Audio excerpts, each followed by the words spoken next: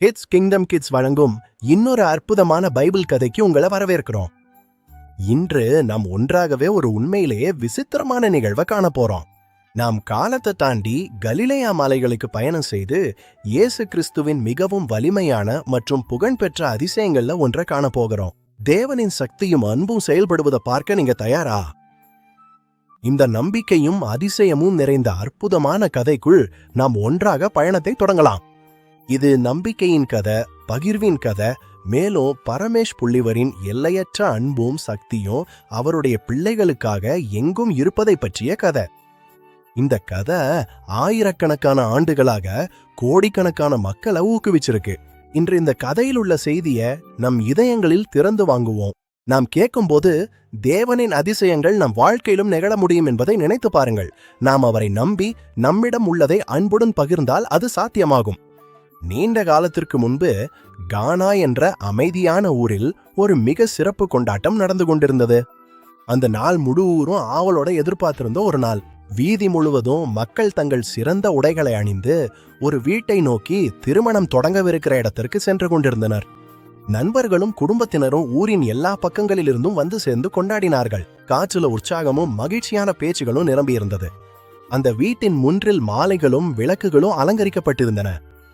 அந்த திருமணம் மகிழ்ச்சி, இசை மற்றும் சந்தோஷமான சிரிப்புகளால் நிரம்பியிருந்தது. இசைக்கலைஞர்கள் அழகான ராகங்களை வாசித்தனர். தபேலாவின் ஒலி காற்றில் முழங்கியது. எல்லோரும் கைத்தட்டியும் பாடியும் மகிழ்ந்தனர். அங்கு மிகுந்த மகிழ்ச்சி இருந்தது.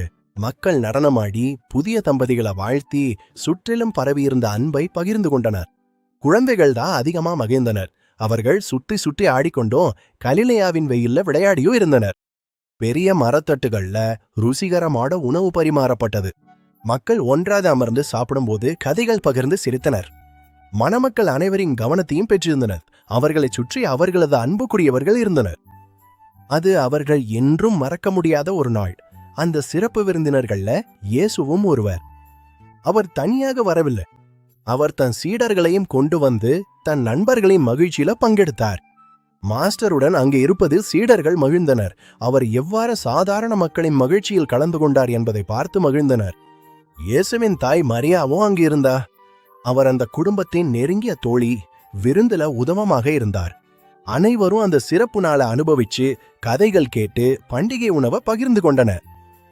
மாஸ்டர் அந்த எல்லாவற்றிலும் பங்கேற்றார். விருந்து மிகச் சிறப்பாயிருந்தது. ஒவ்வொரு விருந்தினரும் மகிழ்ச்சியாக இருக்க வேண்டும் என்று வீட்டவன் கடுமையா உழைத்தார். ஆனா எல்லா மகிழ்ச்சிக்கும் நடுவுல திடீர்னு ஒரு பெரிய பிரச்சனை எழுந்தது. உதவியாளர்கள் கவலைக்கிடமான ஒன்றை கவனித்தனர். மதுபானம் முடிஞ்சு விட்டது. எவரும் எதிர்பார்க்காத அளவுல விரைவாக பானம் தீர்ந்து விட்டது. விழா சிக்கல்ல சிச்சேரு. அந்த காலத்துல திருமணத்துல மதுபானம் முடிவது பெரிய அவமானமாக இருந்தது. அது குடும்பத்திற்கு மிகப்பெரிய அவமதிப்பின் குறியா இருந்தது. வீட்டுமை என்ன செய்ய வேண்டும் என்று தெரியாம இருந்தார். இன்னும் பல விருந்தினர்கள் இருந்தனர். விழா இன்னும் முடியவில்லை. இது ஒரு பேரழிவாகவே உணரப்பட்டது. உதவியாளர்களின் அமைதியான பதற்றத்தை மரியா கவனித்தார். வீட்டுவனின் முகத்துல கவலைய பார்த்தார். அவரது இரக்கம் நிறைந்த மனம் உதவ விரும்பியது. யாரிடம் செல்ல வேண்டும் என்று அவர் தெளிவாக அறிந்திருந்தார். அவர் நேராக தன் மகன் இயேசுவிடம் சென்றார். யாரையும் விட அதிகமா நம்பியவர். இயேசுவுக்கு பரமேஸ்வரருடன் ஒரு சிறப்பு உறவு இருப்பதை அவர் அறிந்திருந்தார். இந்த தருணத்தில் அவர் உதவ முடியும்னு நம்பினார். மரியா மெதுவாக அவர்களுக்கு இனி மதுபானம் இல்லை என்று சொன்னார். அவர் அவரிடம் என்ன செய்ய வேண்டும் என்று சொல்லவில்லை. அவர் எளிமையா அந்த பிரச்சனையை அவரிடம் பகிர்ந்தார். அவர் அவரை முழுமையா நம்பினா அவர் வெளிப்படுத்த போகும் அதிசய சக்திய யாரும் இன்னும் அறியாதிருந்தாலும் இங்கே ஒரு பாடம் உள்ளது. எப்போதும் உங்கள் பிரச்சனைகளை கடவுளிடம் கொண்டு வாருங்க. உங்களை கவலைப்படுத்தும் விஷயங்கள் பெரியதா இருந்தாலும் சிறியதா இருந்தாலும் அவற்றை பற்றி அவர் கவலைப்படுகிறார். பரமேஸ்வர் உங்கள் மனதை கேட்க எப்போதும் நேரமில்லாதவராக இருப்பதில்லை.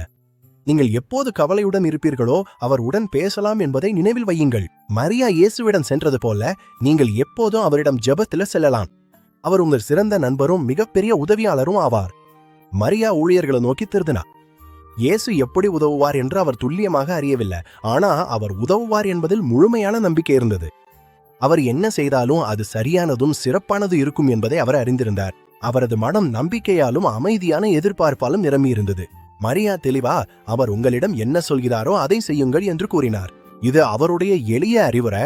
நமக்கும் இது ஒரு நல்ல அறிவுரை தான். அவர்கள் சந்தேகிக்க வேண்டாம் என்று அவர் விரும்பவில்லை. அவர் சொல்வதெல்லாம் ஆண்டவருக்கு கீழ்ப்படிவதற்கு தயாராக இருக்க வேண்டும் என்று அவர் விரும்பினார். நமது இரண்டாவது நெறிமுறை என்பது தேவனை நம்பி அவருக்கு கீழ்ப்படிதல். நீங்கள் திட்டத்தை புரிஞ்சு கொள்ளவில்லை என்றாலும் அவருடைய வழி எப்போதும் சிறந்ததா இருக்கும். நாம் இயேசுவின் வார்த்தைகளை பின்பற்றும் போது அவருடைய வெளிச்சத்துல நடக்கிறோம். கீழ்ப்படிதல் என்பது தேவனுடைய ஆசீர்வாதங்களை திறக்கும் ஒரு சாவி போன்றது. அவர் உங்களை நேசிக்கிறார் என்பதை நம்புங்க. மேலும் அவர் எப்போதும் உங்களுக்கு நல்லதையே விரும்புகிறார் என்பதை நினைவில் வையுங்கள். அவரை நம்புவது அமைதியை தருகிறது. அருகில் 6 பெரிய கல் குடங்கள் இருந்தன. அவை யூதர்களின் தூய்மை சடங்குகளுக்காக பயன்படுத்தப்பட்டன. அவை காலியாக நின்றன. ஒவ்வொரு குடமும் மிகவும் பெரியதாக இருந்தது. பல கேலன்கள் தண்ணீர் அடக்கக்கூடியது. அவை கனமானதும் வலுவானதும் நிழல்ல அங்கே நின்று கொண்டிருந்தன. இயேசு ஊழியர்களை பார்த்து குடங்களை தண்ணீரால் நிரப்புங்கள் என்று சொன்னார். அவரது குரல் அமைதியாகவும் அதிகாரம் நிறைந்ததாகவும் இருந்தது. ஊழியர்கள் ஏன் தண்ணீர் வேண்டும்னு ஆச்சரியப்படலாம். ஆனால் அவர்கள் மரியாவின் ஞானமான வார்த்தைகளை நினைவு கூர்ந்தனர். அவர்கள் விரைவாக கிணற்றுக்கு போனார்கள். அவர்கள் கடுமையாக உழைத்தார்கள். தங்கள் வாளிகளை இறக்கி குளிர்ந்தும் தெளிவான தண்ணீரை எடுத்து வந்தார்கள். கனமான வாளிகளை முன்றில இங்கும் அங்கும் எடுத்துச் செல்லுவது கடினமான வேலை. ஆனா அவர்கள் முறையிடவில்லை. அவர்கள் தண்ணீரை குடங்களில் ஊற்றினார்கள். சப்தம், தண்ணீர் சிதவியது. அந்த அமைதியான மூலையில் தண்ணீரின் சத்தம் முழுமையா கேட்டது. அது பசுமையாகவும் தூய்மையாகவும் இருந்தது. ஒன்றொன்றாக குடங்கள் நிரம்பத் தொடங்கின. ஒவ்வொன்றும் தயாராகும் வர ஊழியர்கள் தொடர்ந்து வேலை செய்தார்கள். அவர்கள் எல்லா குடங்களையும் மேலே வரை நிரப்பினார்கள். ஒரு குடமும் பாதி நிரம்பதில்ல. அவர்கள் முற்றிலும் கட்டளையை பின்பற்றினார்கள். அப்போது இயேசு, இப்போது கொஞ்சம் எடுத்து விருந்தின் தலைவரிடம் கொண்டு செல்லுங்கள் என்றார். அந்த தருணம் வந்துவிட்டது. அவர்கள் புரிந்து கொள்ளவில்லை என்றாலும் ஊழியர்கள் கட்டளையை பின்பற்றினார்கள். அவர்கள் எளிமையானோ தூய்மையானோ நம்பிக்கையுடன் நடந்தார்கள். நம் மூன்றாவது நெறிமுறை கீழ்ப்படிதல் ஆசீர்வாதங்களை தரும். நாம் நம் பங்கை செய்தா பரமேஸ்வர் தன் வழியில மீதிய செய்கிறார். முதல்ல நாம் அதிசயத்தை காணாம இருக்கலாம். ஆனா நம் பங்கு என்பது தேவன் சொல்வதை கேட்டு அதை செய்வதே. நம் எளிய நம்பிக்கையின் செயல்கள் வழியாகவே தேவனின் சக்தி செயல்படுகிறது. அவரது மென்மையானும் கருமையுடனும் உள்ள வழிநடத்தலை எப்போதும் பின்பற்ற தயாராக இருங்கள். ஊழியர் அந்த குடத்தை விருந்தின் தலைவரிடம் எடுத்து சென்ற போது ஒரு ஆச்சரியமான நிகழ்வு நடந்தது. ஒரு பெரிய அதிசயம் நிகழ்ந்தது. அந்த தண்ணீர் திராட்சை மதுவாக மாறிவிட்டது. அது சாதாரண மதுவல்ல, இதுவரை செய்யப்பட்ட மிகச்சிறந்த மதுவாக இருந்தது. அந்த 6 பெரிய குடங்களும் இப்போது சிறந்த திராட்சை மதுவால் நிரம்பியிருந்தன. தேவனின் வளம் கானாவுல வந்தடைந்தது. விருந்தின் தலைவர் அந்த புதிய மதுவை ருசிச்சார். அது எவ்வளவு அருமையா இருந்தது என்பதை அவர் நம்ப முடியவில்லை. அவர் மிகவும் மகிழ்ந்தார். இவ்வளவு சுவையானத அவர் ஒருபோதும் ருசித்ததில்லை. இத்தனை நேரம் இப்படிப்பட்ட ஒரு பொக்கிஷம் மறைத்து வைக்கப்பட்டிருக்கிறது என்பதில் அவர் ஆச்சரியப்பட்டார். விருந்தின் தலைவர் இது சிறந்த திராட்சை மது என்று கூறினார். அதன் தரத்திலும் நேரத்திலும் அவர் மிகவும் பிரமிக்கப்பட்டார். எல்லோரும் முதல்ல சிறந்த மதுவை வழங்குகிறார்கள் என்று அவர் கூறினார். ஆனால் நீங்கள் சிறந்ததை கடைசியில் வைத்திருக்கிறீர்கள். அவர் மிகவும் பிரமிக்கப்பட்டார். அந்த வேலைக்காரர்கள் ஒருவரை ஒருவர் ஆச்சரியத்துடன் பார்த்தார்கள். மதுவின் மூலத்தை அறிந்த ஒரே அஷ்காஸ் அவர்கள்தான். அவர்கள் ஒரு பெரிய அதிசயத்தை பார்த்து விட்டார்கள்னு தெரிஞ்சது. அவர்கள் சாதாரண தண்ணீரை ஊற்றினார்கள். ஆனா இப்போது மதுவை வழங்குகிறாங்க. அது தேவனின் செயல். திருமண விழா இன்னும் அதிக மகிழ்ச்சியுடன் தொடர்ந்தது. அவமானம் மறைந்து அதற்கு பதிலாக அன்பின் அதிசயம் நிகழ்ந்தது. இயேசு கவலையின் ஒரு தருணத்தை ஆச்சரியத்தின் ஒரு தருணமா மாற்றினார். நம்முடைய மகிழ்ச்சியை அவர் கவனிக்கிறார் என்பதை அவர் காட்டினார். சிஷ்யர்கள் இந்த அதிசயத்தை பார்த்து அவர்களது நம்பிக்கை முன்பை விட வலுவாகியது. அவர்கள் ஆசானை பார்த்து ஆச்சரியப்பட்டாங்க. இயேசு ஒரு போதகர் மட்டுமல்ல, பரமேஸ்வரனிடமிருந்து மட்டுமே வரக்கூடிய சக்தி அவரிடம் இருப்பதை அவர்கள் புரிஞ்சு கொள்ள ஆரம்பிச்சாங்க. கானாவுல நடந்த இந்த அதிசயம் ஆரம்பம் மட்டுமே. அது அவருடைய மகிமைக்கும் பூமியில் உள்ள அவரது பணி ஆரம்பிக்கும் முதல் அறிகுறி. நம்முடைய 4வது நெறிமுறை அதிசயங்கள் நம்முடைய நம்பிக்கையை வலுப்படுத்தும். நாம் தேவனுடைய சக்தியை பார்க்கும்போது அவர் மீது நம்முடைய நம்பிக்கை ஆழமாகிறது. ஒவ்வொரு முறையும் தேவன் நம்முடைய வாழ்க்கையில செயல்படும் போது அவர் நம்முடன் இருக்கிறார் என்றும் அவருக்கு எதுவும் கடினமில்லை என்றும் நினைவூட்டுகிறது. உங்க கண்களை தினமும் உங்களை சுற்றியுள்ள அதிசயங்களை நோக்கி திறக்குங்க. உதயமான சூரியனிலிருந்து உங்க குடும்பத்தின் அன்பு வரை தேவன் செயல்படுகிறார். இந்த கதையிலிருந்து நாம் என்ன கற்றுக்கொள்ளலாம்?